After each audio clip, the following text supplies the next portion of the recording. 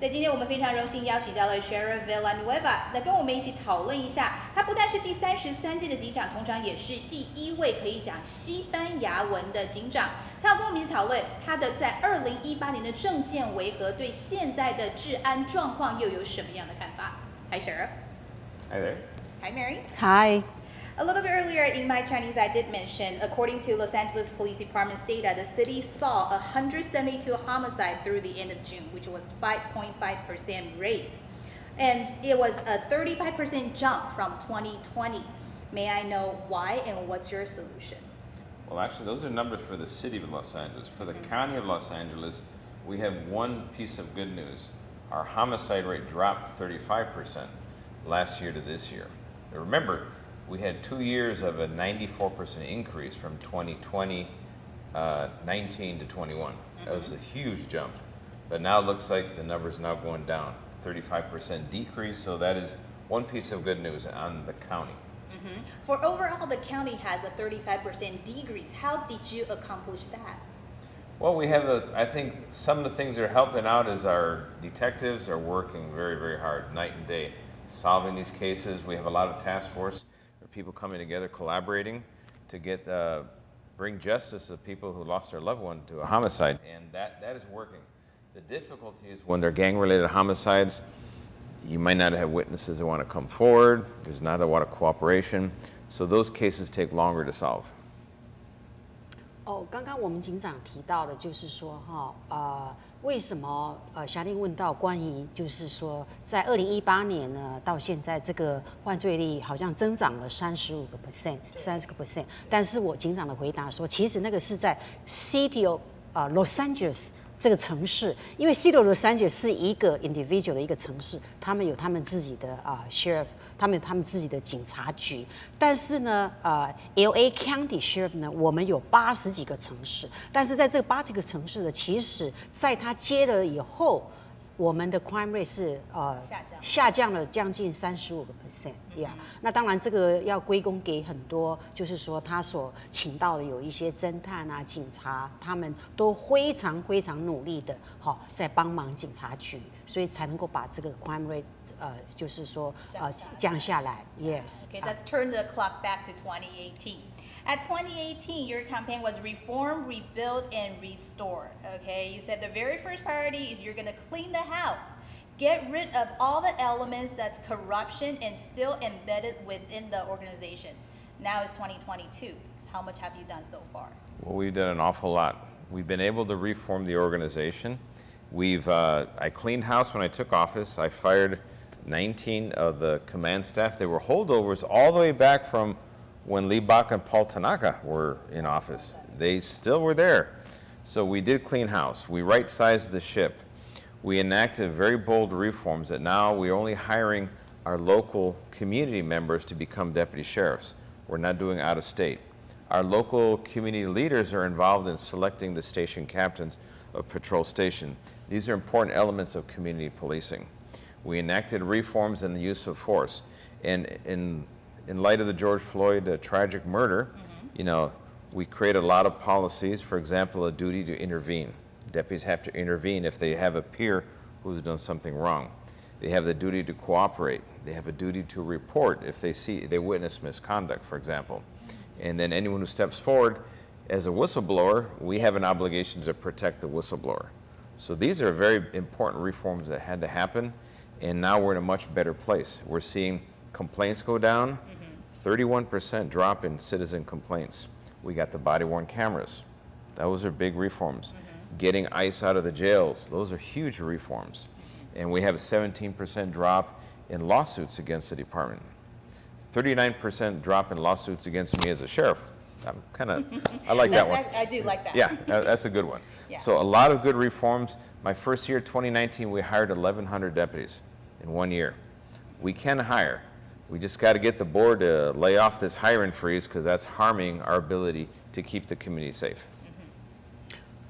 就是我们警长就是他答应，就是他选上去以后呢，要重新建设这个整个警察局那他进去了以后呢，也重新调整里面的人事比如说有比较以前在过去的那些警长都是从外州请一些在比较高职位的，但是他进去以后呢，他就是请当地的哈，那比如说当地的警察局的 captain 哈，那都是由社区来，就是说提意见，然后来 hire。那当然在这1年当中呢，这个 complaint 的这个 rate 呢也 go down， 就是因为有一些不好的。就是把它除掉，哈。当然，这个警察局里面也有很多以前留下来旧部分的恶习，那就是因为他除掉这个恶习，所以才招来很多人对他反对他。对。Being a whistleblower is dangerous, I would say. You were one of it. Oh, I was a whistleblower when it was dangerous. Yeah, at that time it was extremely dangerous, right? Yeah. How are you going to be able to protect the whistleblower against all these threats? Well, the thing is that internally there are no threats. So someone who stepped forward to report misconduct, we just take action. And we find out we do an investigation, and someone who's doing wrong, they're going to be disciplined, they're going to be terminated if it's that severe. Or if it's a criminal thing, they're going to face criminal prosecution. We don't pull punches because we take it seriously. But to be a whistleblower, you actually have to say something to an employer. You can't go out and do a lawsuit but never told us anything. How are we going to know? 关于这个 whistleblower 哈，那这个就是说，在他以前本身自己，就是当你有问题的时候，你马上吹这个 course， 让大家知道哈。那这个是非常非常重要的，在他们内部里面呢，其实没有太大的问题，可是外面呢有很多的问题是必须要一起合作的。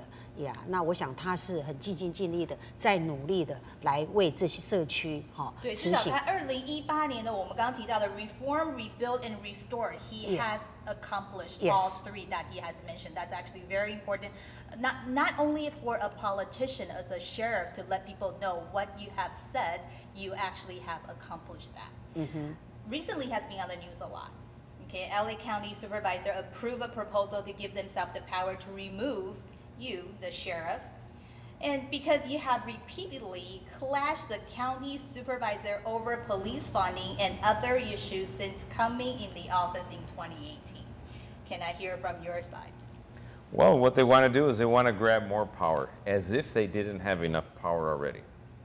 They're the executive and the legislative branch of government. They have zero oversight. They're not accountable to anybody. The voters don't even know hardly who they are, and don't really understand how much power is consolidated into 5 votes.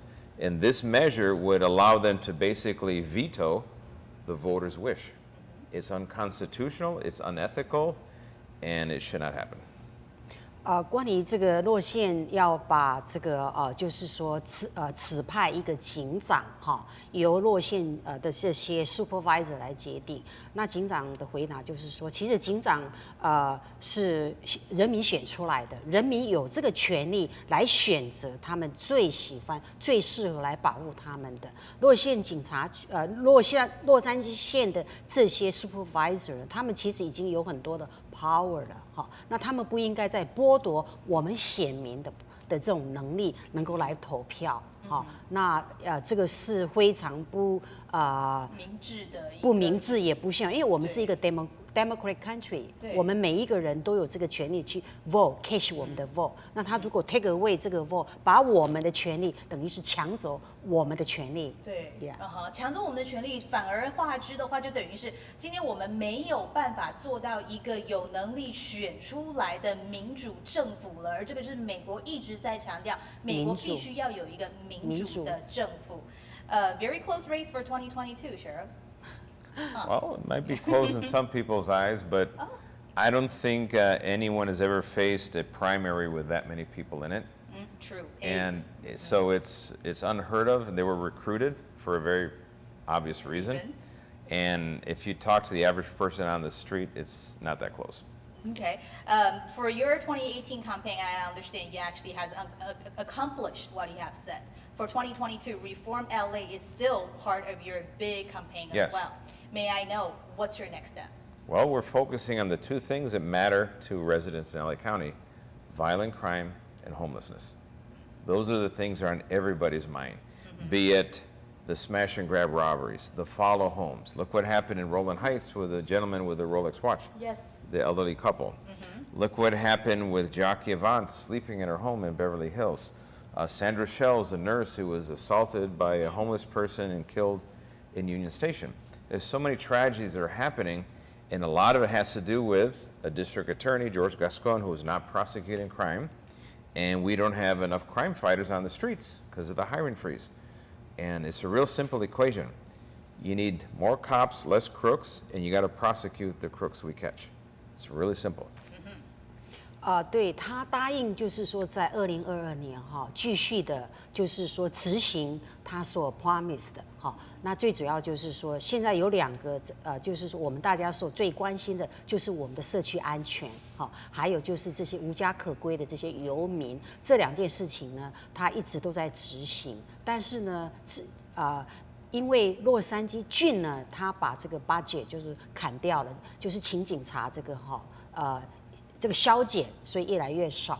那如果说你警察越来越少的时候，当然这些 crime rate 就会就是犯罪率就会越高，加上这个我们的那个警察不是警察attorney 法官把这个就是犯罪这个就是只要1000罪完全都被释放。对，那这一个呢就造成了就是说很多，比如说在99大华这个手表被抢，然后甚至在 Beverly Hills 那么好的地方也进到家里面去抢。